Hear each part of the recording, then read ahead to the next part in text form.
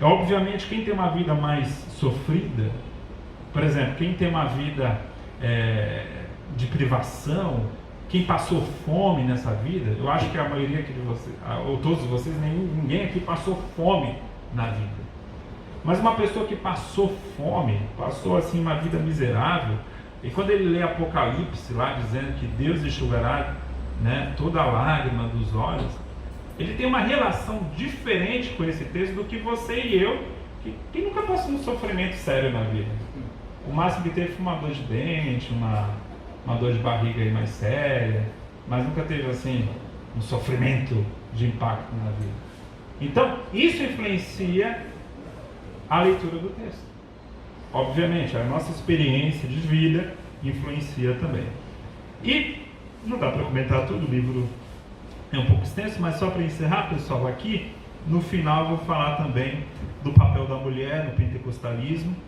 É interessante, eu trato aqui da vida da Frida Wring. A Frida é um exemplo de alguém que via o papel da mulher no trabalho da igreja. Por quê? Qual era a lógica da Frida? Se Deus dá dons espirituais às mulheres, por que nós vamos privar as mulheres do púlpito? Era essa lógica simples, porém poderosa. Uma lógica poderosa, de fato.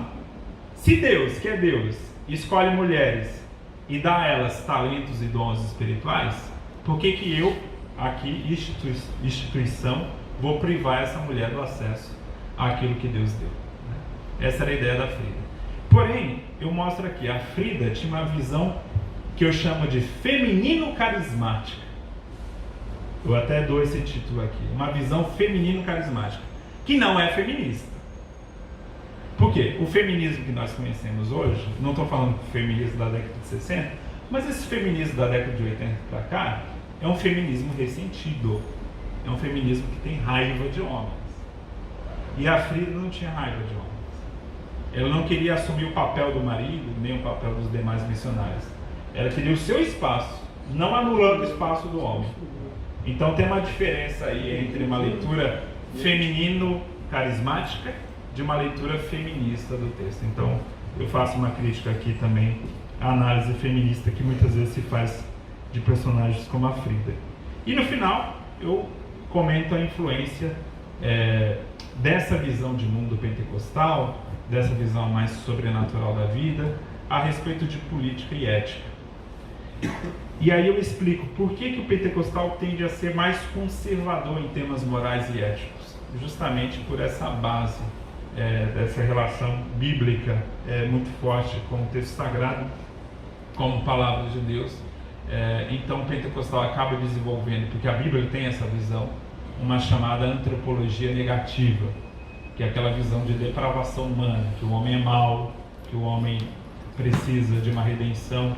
Então o pentecostal, ele tem essa visão que é interessante, que leva ele a ter uma reflexão ética diferenciada da maioria dos humanistas. Porque o humanista básico, ele vai pensar o quê? Ele vai pensar que a educação tudo resolve, que o homem é um ser que nasce bom, é a sociedade que o corrompe, então se você resolver o meio, você resolve o homem. O pentecostal não tem essa visão. Ele não romantiza a condição deplorável do ser humano. Pelo contrário, ele olha o homem como de fato depravado. E isso não impediu o pentecostalismo de ter um trabalho social sério. Porque é muito comum esse pensamento, uma antropologia negativa impede um trabalho social. Não, não é verdade. Exemplo disso é o pentecostalismo. Ele conseguiu ter uma visão negativa do homem e ainda assim trabalhar pelo bem do homem.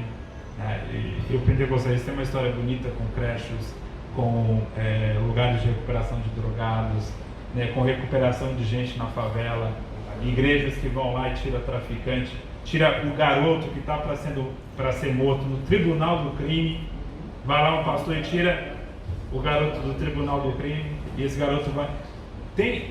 eu vi uma reportagem recente a respeito do Acre, a cidade de Rio Branco, capital do Acre, cresceu bastante a violência lá. E tem um rapaz, um homem já de 40 anos, e que ele era gangster, ele era de uma das gangues da cidade. E ele se converteu E lá os rapazes, quando estão brigados com alguma gangue, estão jurados de morte, eles só não morrem se eles forem para a igreja desse pastor, se converter, e eles têm uma avaliação lá de tempo para ver se o cara realmente se converteu. Então você vê, né?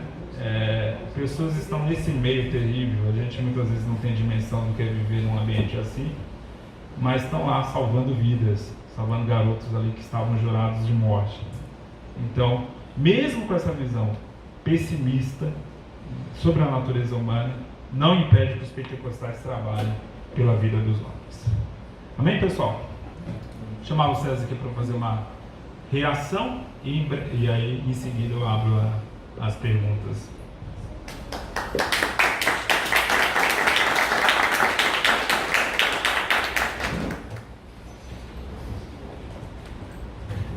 Muito bom, muito bom. A gente percebe na fala do Gutierrez o desejo de mostrar a legitimidade da tradição pentecostal, né? Mostrar o nosso lugar legítimo dentro da religião cristã, né? A religião cristã, ela tem várias expressões. Não existe uma única expressão da religião cristã. E particularmente dentro da religião cristã ocidental, nós temos a reforma, né? Que marca essa ruptura, e essa ruptura ela acaba desaguando em várias frentes, sendo que essas frentes acabam sendo materializadas em forma de denominações. E uma vez que se transforma em denominações, em vez de nós nos transformarmos em companheiros na luta em transformar a realidade através da transformação do homem na pregação do Evangelho, a gente vai se transformando em concorrentes, tá? Vou ser bem cru com vocês aqui hoje. Então, nos transformando em concorrente, fica uma luta para provar quem está certo e quem está errado, não é? E quando alguém reinou soberano na narrativa de que está certo e que só existe a sua forma de fazer, é evidente que haja uma reação proporcional, não é? Àqueles que foram toda a vida, de alguma forma, dependentes da sua maneira de se fazer. Então, o que o Gutierrez está fazendo hoje é justamente se alinhando a um movimento mundial, né, no que diz respeito à teologia pentecostal, para mostrar que nós temos legitimidade no exercício da nossa fé da forma como nós a vivenciamos, como nós a experimentamos, como nós a professamos, sendo que um componente indispensável dessa fé é a experiência com o Espírito e as experiências com Deus, né? Porque, vamos ser bem sinceros, existe a experiência com o Espírito, do ponto de vista como nós pentecostais clássicos cremos, a experiência das línguas, e existe a experiência com Deus, que independe dessa experiência com o Espírito, que é justamente o fato do pentecostal entender que Deus está na realidade, de forma que Deus pode usar até a boca do ímpio para responder alguma coisa que o pentecostal está orando e pedindo a Deus uma resposta. Está na Bíblia. Não tem todas as respostas na Bíblia, inclusive para as nossas micro situações. A Bíblia não tem esse caráter, não tem esse propósito, e fazer isso com a Bíblia é justamente submetê-la a uma coisa que ela não se propõe a fazer. Então veja só, entendendo isso, aí vem o grande questionamento: mas como é que vai saber que foi Deus que falou, não foi o diabo? Veja só, primeiro que o diabo não tem todo esse poder que esse pessoal coloca para ele, né? Esse pessoal tem ojeriza do diabo quando se fala de exorcismo, mas gosta muito dele quando se fala de interpretação. Então toda interpretação que destoa da interpretação reformada é do diabo. Aí o diabo aparece real, né, na interpretação. Então o que o Gutierrez está fazendo, né, alinhando-se a outros pentecostais no mundo todo, que já fazem desde a década de 70, desde 70 na verdade, né? Vão para 50 anos fazendo isso, mas que chega no Brasil de forma muito tardia, é justamente mostrar que nós somos legítimos, somos cristãos. E você pode pensar, mas havia essa dúvida? Havia, essa dúvida havia, de certa forma ela ainda há, e há uma tentativa predatória, né, de quem domina a narrativa, para dizer assim, não, vocês não têm legitimidade, até que pensem exatamente como nós, professem a fé exatamente como nós, vivam a fé exatamente como nós e leiam a Bíblia exatamente como nós. Aí vocês vão ter legitimidade. Ou seja, vocês têm que se transformar em nós. Então o que o Gutierrez está fazendo é o seguinte: não, nós reconhecemos o direito das outras expressões do cristianismo viverem a sua fé, terem uma fé mais cognitiva, terem uma fé mais calcada dentro de parâmetros teóricos, mas o pentecostalismo também tem direito de vivenciar, proclamar a sua fé, que quando você busca, por que o pentecostal se porta dessa maneira? Ele não se porta dessa maneira só por experiência. É o contrário, a sua experiência, ele sempre vai buscar na Bíblia o respaldo para ela. Quem é que viveu alguma coisa parecida com o que eu vivi? Ele vai olhar para a Bíblia, e aí ele olha para a Bíblia, tanto no Antigo quanto no Novo Testamento, e diz: já houve casos, há antecedentes, existem precedentes que legitimam a minha experiência. Agora, é claro, toda e qualquer experiência, assim como todo e qualquer arrazoado teológico, precisa passar pelo crivo, né, da analogia das Escrituras, da analogia geral das Escrituras, né, o bom senso e uma outra série de coisas. Então, o que o Gutierrez está mostrando aqui no seu livro é justamente isso, só que ele está se alinhando a um grupo grande que discute a maneira de se ler a Bíblia. Como é que a gente pode ler a palavra de Deus sem desprezar essa característica imprescindível do pentecostalismo, que é a experiência. Como é que a gente pode ler a Bíblia? Como é que essas duas coisas podem elas se relacionar, se coadunar? Então, eu acho que esse aspecto que eu li no primeiro capítulo ontem à noite de novo, dando uma olhada, porque a revisão foi feita há muito tempo e tiveram outras obras que eu tive que fazer revisão, e óbvio que a sua ficou, de certa forma, mais esmaecida na minha memória. Então eu estive lendo e vendo de maneira bem interessante, conforme você coloca. O Gutierrez tem uma postura, como ele mesmo coloca, mais evangelical, no que diz respeito à interpretação, e entende, assim como nós entendemos também, que na verdade o documento que se está estudando é que vai, na verdade, reivindicar a ferramenta que nós vamos necessitar para a interpretação.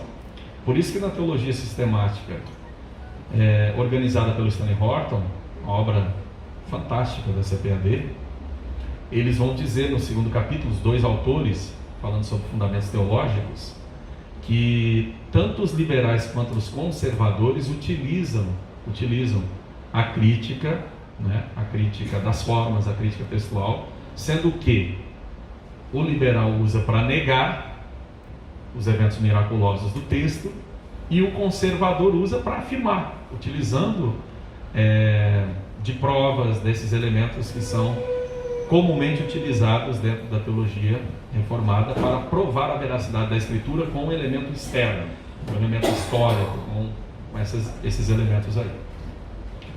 Então, a minha questão para você seria a seguinte: como é que dá para a gente utilizar sem nenhuma espécie de variação o método histórico gramatical, que se diz ser o único, né, legítimo para se utilizar? Como é que a gente pode utilizar ele fazendo isso coadunar com a experiência? Como é que a gente pode fazer isso? Seria um primeiro questionamento, né, se for para usar só o método histórico gramatical, que é o que se diz que tem que ser feito, né? Da minha parte, não há absolutamente nenhuma dúvida que não é só esse método que se utiliza, né? Não há mesmo nenhuma dúvida. Até aí alguém pode me dizer, mas como assim? Veja só, os seus pais né, se eles não forem pessoas, e até se forem pessoas cultas, pessoas formadas, teologicamente às vezes a gente não tem tanta habilidade. Então, como é que a sua mãe e o seu pai lê a Bíblia? Você acha que ele lê de forma histórico-gramatical? Não lê. Ele lê de forma devocional. Ele lê a Bíblia não para ficar atrás de significado de palavra, ele lê a Bíblia para aplicar na sua vida. Tá? Importante para ele é viver o que a Bíblia diz, é isso que ele vai dizer. O crente pentecostal diz isso. O importante é viver a palavra, e viver a palavra para ele é viver como os personagens da Bíblia viveram, dentro da sua realidade. É assim que ele vive. E essa forma de fazer a leitura bíblica tem legitimidade, inclusive do ponto de vista literário, quando você vai pesquisar que existem formas alternativas de se fazer interpretação, e uma delas que você menciona, que esse livro da CPAD, Faces do Novo Testamento, aborda, quando o comentarista fala sobre o livro de Atos, da interpretação do livro de Atos, que começa a ser feita de forma diferente já na década de 60, né, com autores que começam a ler de uma forma diferente e perceber que no mundo antigo, uma das maneiras mais eficientes de se transmitir uma lição era através de narrativas, contando histórias. Era a forma mais eficiente. Inclusive tem um homem chamado Jesus Cristo, né, que ele contava bastante história, contava parábola. Será que era só para entreter os discípulos ou tinha algum ensinamento? Tinha algum fundo moral aquilo ali? Mas era Jesus, né? Quem é Jesus no cristianismo, né? No cristianismo culto, Jesus de repente não tem nem vez nem voz, né? Então, Jesus contava parábolas, contava histórias, e essas histórias tinham finalidades didáticas, pedagógicas, e ensinavam lições, né?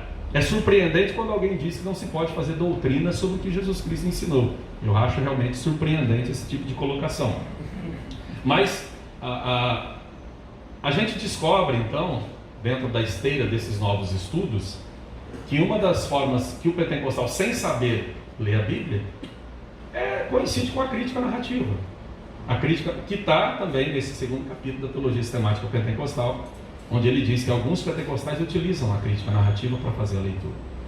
Então, assim, mas isso são teólogos profissionais fazendo intencionalmente esse tipo de leitura.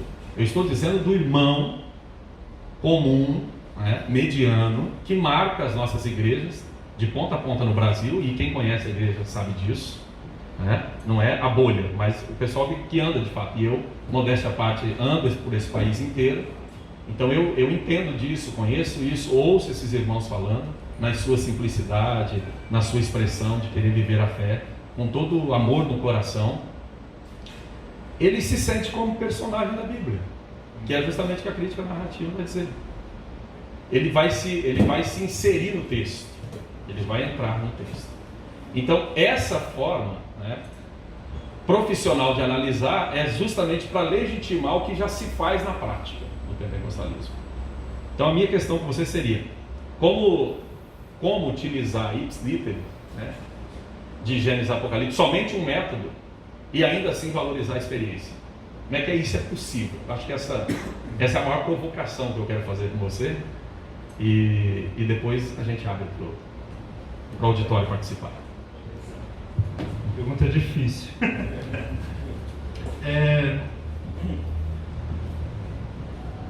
Como evangelical, né? Obviamente eu defendo mais o método histórico-gramatical. Porém, diferente de outros, eu não penso que ele seja o único método legítimo. Ele é o método principal, mas não é o único. Se você pega um autor como Robert Menzies, ele usa muito do método histórico-gramatical como evangélico que é.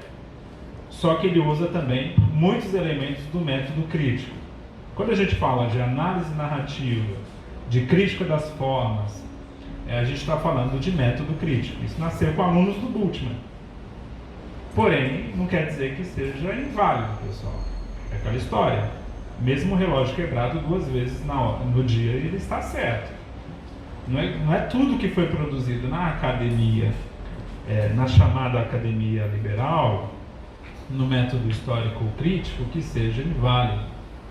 Só que o pentecostal, e aí isso se alinha à experiência, como ele tem uma vivência real, né, com Deus, nesse sentido, eu sei que Deus é real porque eu já o experimentei, então ele vai dizer o seguinte: olha, eu posso usar sim um método crítico, só que isso não quer dizer que eu aceite a ideia de que esse texto não seja real. É aí que entra o papel da experiência. Entende? Puxa, eu compreendo que... Eu vou lá para a crítica das formas. Vou dar um exemplo bem objetivo para você de crítica das formas. Quando você vai lá em Atos 2 e pega o discurso de Pedro, lá no discurso de Pedro ele cita Joel 2. Só que, ao citar Joel 2, ele usa a seguinte frase no final: e profetizarão. Você pode observar: e profetizarão. Só que essa fórmula final, e profetizarão, não está no texto de Joel. Aí alguém se pergunta: não está no texto hebraico, mas talvez é porque Lucas usou a Septuaginta. Aí você vai para a Septuaginta, também não está. Ou seja, foi um acréscimo de Lucas. Por que ele põe ali esse acréscimo? Aí o pentecostal, como ele tem uma experiência com Deus, ele não vai entrar em parafuso e dizer: ai meu Deus, Lucas adulterou o texto, Lucas colocou palavras na boca de Pedro. Não. Aí a gente vai estudar mais a fundo e vai ver que isso era um meio ou método comum dos historiadores da época, quando você queria dar uma ênfase. Ele queria dar uma ênfase a respeito da profecia, do papel da profecia. E o que ele faz? Ele repete a frase no final. Então, para mim, isso não depõe nada contra o texto bíblico. Primeiro que é um fato, está lá. É só comparar. É só comparar Atos 2 com Joel 2 e você vai ver que há um acréscimo. E esse acréscimo, muito provavelmente, foi colocado pelo autor do livro para dar uma ênfase no papel da profecia nesse processo. Só que, o que isso mina a autoridade da Bíblia? Em nada. Em absolutamente nada. Por quê? Porque eu tenho que entender, na época não existia negrito. Na época não existia, né? Itálico. Na época não existia canetinha lá amarela. Ou aspas, né? Então, isso não existia no grego. O que eu teria que fazer para dar ênfase sobre determinado assunto? Repetia, colocava lá de novo aquela frase na boca do autor. Então era um meio. Hoje em dia, se você fizesse isso, ia aparecer adulteração. Mas era a forma como se fazia naquela época. E não era adulteração nenhuma. Naquele contexto, era a forma de simpatizar. Então, quem nos ensina isso? A crítica das formas. E aí, o crítico da forma incrédulo, que não teve uma experiência com Deus, vai dizer: isso aí mostra como a Bíblia é amontoado de encaixes de ideias assim, que o pessoal vai lá e põe na boca do outro. São ficções que você vai montando os diálogos conforme quer. Quem pensa assim é incrédulo. Só que a gente é crente. E aí a gente, como crente, pode aproveitar essa crítica que eles fazem e colocar no nosso contexto. Hoje em dia, pessoal, essa crise ou esse debate entre método histórico gramatical versus crítico só existe aqui no Brasil. Sabe, como se fossem duas coisas que a gente ou usa um ou usa o outro, né? Nos Estados Unidos, isso aí, na academia americana, isso aí está superado há muito tempo. Pega um cara como D.A. Carson. Eu não estou falando de... Se alguém chamar o D.A. Carson de liberal, é complicado. Não sabe que é liberal. O D.A. Carson usa o tempo todo análise de método crítico nas suas obras. Quem aqui já leu o comentário que ele faz de Mateus e de João? Ele cita mais Bultmann do que, sei lá, livros da Vozes. É impressionante. E alguém vai duvidar que aquele cara ali é um representante legítimo da ortodoxia reformada? Né? Só se for maluco. Então você vê, esse debate, o Craig Bloomberg, ele fala isso. A gente hoje não pode falar em método histórico gramatical e histórico crítico. A gente fala em método histórico gramatical crítico. Tudo junto. Porque dá para aproveitar o melhor. E aí alguém pode dizer, ok, esses métodos modernos a gente já pode aproveitar. E o método pós-moderno, tem alguma coisa a aproveitar? Tem também, pessoal. Tudo? Não, tudo não. É óbvio que não dá para aproveitar tudo. Mas alguma coisa dá. Foram os pós-modernos que nos chamaram a atenção sobre o papel do ambiente e da influência interna do ser humano na leitura. Isso é mentira? Não é mentira. Isso de fato existe. Aí eu só não vou chegar no exagero de dizer que tudo isso explica a leitura do texto, que aí é um exagero. Mas em algum grau, isso é verdade. Em algum grau, a minha leitura ou a minha experiência de vida influencia de fato a leitura. É aquele exemplo que eu dei da moça que teve um pai abusivo e vai ver Deus como abusivo. Em algum grau, isso muitas vezes distorce. A gente não consegue fazer uma leitura pura do texto. Entende? Eu não sou, e nem você, nem ninguém aqui, uma tábula rasa. Um papel em branco que chega no texto sem nenhuma influência. Não tem como. O Robert Menzies fala muito isso também, quando ele fala a respeito da China, da experiência dele na China. Ele fala o seguinte, olha, os cristãos na China, eles leem Atos melhor do que os cristãos norte-americanos. Ele fala isso. Por quê? Porque aqui na China tem perseguição. Aqui na China tem muita miséria. Porque a China é rica das grandes cidades. O interior da China é uma miséria pior do que muitos lugares aqui no Nordeste brasileiro. Uma miséria terrível. E aí o pessoal, com privação de fome, ainda perseguido pelo governo, ele lê Atos. Aqui é a minha história. Estou passando a mesma situação. E o Robert Menzies conta um caso interessante, que quando ele levou um missionário americano para visitar lá a China, aí esse missionário começou a ouvir os relatos, os testemunhos de milagres dos chineses. Aí ele olhou para a cara do missionário e ele percebeu que o missionário não estava acreditando muito. Não, isso aí é muito milagre. Não é possível. Né? Então, o mesmo pentecostal ocidental, ele já não é tão pentecostal quanto lá, o pessoal lá sofrendo. Eu costumo falar isso, né? O pessoal se lamenta muito hoje, né? Não há mais cura divina nas nossas igrejas, né?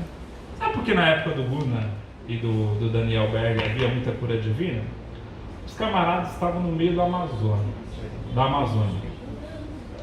Lá era o seguinte, ou você orava ou você morria. Não tinha como ir no hospital. Né? Então, naturalmente, se há mais oração, vai haver mais cura divina. Aí nós aqui, São Paulo, Rio de Janeiro, tem uma doença. Aí primeiro vai no hospital, aí tem plano de saúde, aí faz exame, vai pra lá, vai pra cá e tal. Aí quando o médico diz, não tem jeito, aí começa a oração. Depois... Então, por isso que havia muita cura divina. Então tem um processo sociocultural que acaba influenciando, né? Não é à toa que Jesus falou que é difícil um rico entrar no reino dos céus, porque há pouca necessidade de Deus num ambiente de muita riqueza, né? Infelizmente. Então, nós devemos tomar esse cuidado de não desprezar as contribuições dos principais métodos de leitura. Então a gente pode aproveitar melhor, embora eu reafirme e afirmo de maneira muito categórica que o método histórico gramatical, ele é o método principal, que a gente vai usar mais. Mas isso não quer dizer que a gente não tem como aí buscar contribuições de outros métodos de leitura. Inclusive, eu estou escrevendo um outro texto, um outro livro, em que eu discuto o papel da emoção na leitura. O papel da emoção. Então, entender esse papel da emoção me ajuda também a ler melhor o texto. Porque se você tiver com dor de barriga em um dia, muito azedo, com raiva, assim, ou sei lá, você brigou com sua esposa, está numa situação difícil, você vai ler o texto e você tem uma leitura. Você está num dia de sol, alegre, está na praia, está lendo o texto, tem outro tipo de leitura. Até isso influencia a forma como você chega no texto. Ou fazer, então tudo isso ajuda a ler o texto às vezes de maneira mais positiva. Né? Vamos aí abrir o espaço então para as perguntas. Robson. Vou pedir ajuda aqui do Thiago.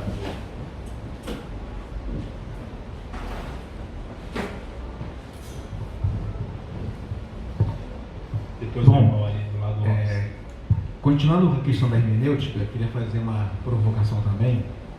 Tem uma frase que até a gente tinha comentado com César Moisés, que é, na verdade, uma paráfrase que eu criei, daquela frase que já é clássica, né?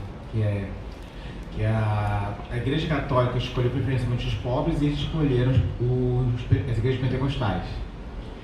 Eu já elaborei uma frase provocativa sobre a questão hermenêutica, que é: o Paracleto escolheu os pentecostais e eles escolheram Jeová, porque é muito forte no meio pentecostal, desde sempre sou pentecostal,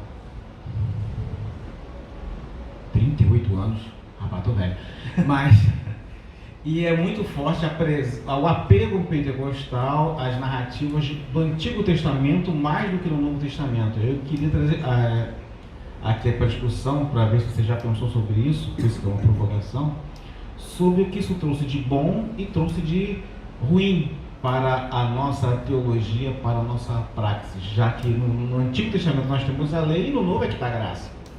Sim, é uma ótima pergunta. Eu acredito que o pentecostal busque mais narrativas do Antigo Testamento pelo fato simples que há mais narrativas no Antigo Testamento, né? Então, a Crônica, Samuel, o próprio livro de Gênesis, Êxodo. Então, é um mundo ali de narrativas que os pentecostais têm a explorar, né? Então, por isso que se busca mais. Mas há alguns riscos, sim. Qual o risco principal? O risco é esquecer que somos cristãos. Então, as narrativas do Antigo Testamento muitas vezes são relatadas nas igrejas pentecostais sem se mencionar Cristo. Isso é um risco muito grande. Eu nunca esqueço de uma pregação uma vez que eu ouvi, não na minha igreja, mas numa outra Assembleia de Deus, onde o sujeito falou o tempo todo da fé de Abraão e tal e tal. Em nenhum momento ele lembrou que o sacrifício de Isaac é uma analogia futura ali, né, uma tipologia do sacrifício de Cristo, né? É o pai que entrega o filho, né, e depois é providenciado o cordeiro. Então ali está falando de Cristo naquela narrativa, né? E infelizmente esse é o grande risco. E aí esse risco pode ser, é claro, trabalhado, pode ser melhorado a partir do momento que se lembra isso aos pentecostais. Olha, a nossa fé é cristocêntrica, Cristo tem que estar em tudo, inclusive nas narrativas do Antigo Testamento. E aí é um ponto interessante, porque aí é um exemplo de limitação do método histórico-gramatical. Se eu usar o histórico-gramatical puro no Antigo Testamento, eu não vou ver Cristo. Eu vou ver ali Abraão. Eu preciso de uma dose de alegoria, que é um método totalmente demonizado hoje em dia, não é? Só que quando eu ponho Cristo ali em Abraão, eu estou usando o método alegórico. E isso é válido, pessoal. Se não, Paulo fez isso. Eu cito um exemplo desse método alegórico, como ele é demonizado. Tem um cantor carismático chamado Antônio Cirilo, Santa Geração, não sei se vocês conhecem. Ele tem uma música que ele pega aquela história de Esther, que Esther vai na presença do rei, o cetro de justiça, né?